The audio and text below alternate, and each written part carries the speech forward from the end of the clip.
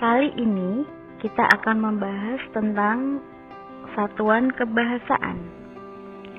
Satuan kebahasaan merupakan teori dasar yang harus kita pahami untuk mempelajari pelajaran bahasa Indonesia.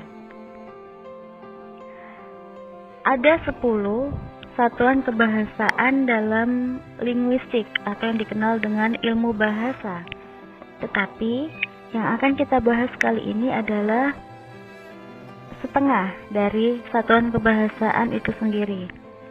5 itu adalah kata, frasa, klausa, kalimat, dan paragraf. Yang pertama adalah kata. Kata adalah satuan bahasa yang dapat berdiri sendiri. Contohnya, mobil, mewah, jalan, dan lain-lain.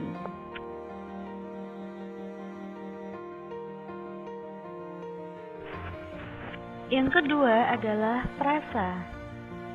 Frasa seringkali disebut juga dengan frase. Frasa adalah gabungan kata yang tidak melebihi batas unsur klausa. Artinya, frasa adalah gabungan kata yang bersifat non-predikatif. Bersifat non-predikatif di sini berarti dia tidak bisa berfungsi sebagai subjek dan predikat. Contoh, mobil mewah. Adakah predikat di sini? Tidak ada. Mobil berfungsi sebagai subjek, sedangkan mewah berfungsi sebagai keterangan.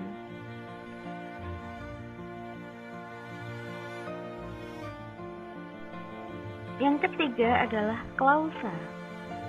Klausa adalah gabungan frasa atau kelompok kata yang memiliki dua unsur, yakni subjek dan predikat. Contoh, dia bekerja. Dia di sini berfungsi sebagai subjek, sedangkan bekerja berfungsi sebagai predikat. Sehingga klausa pasti bersifat predikatif, karena klausa pasti terdiri dari subjek dan predikat.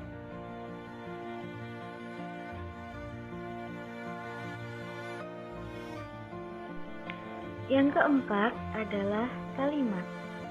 Kalimat adalah gabungan klausa yang memiliki unsur subjek, predikat, objek, dan keterangan, serta memiliki intonasi final, baik itu berupa titik, tanda seru, maupun tanda tanya. Contoh, dia membaca buku, titik. Dia berfungsi sebagai subjek, membaca berfungsi sebagai predikat, buku berfungsi sebagai objek. Contoh yang kedua, yakni dia bekerja, titik. Dia berfungsi sebagai subjek, sedangkan bekerja berfungsi sebagai predikat. Yang menjadi pembeda antara klausa dan kalimat, yakni terletak pada intonasi final. Jika klausa pasti tidak memiliki intonasi final, dia bekerja tanpa diakhiri dengan titik, maka disebut dengan klausa. Tetapi ketika ada kalimat dia bekerja diakhiri dengan tanda titik, maka itu pasti disebut dengan kalimat.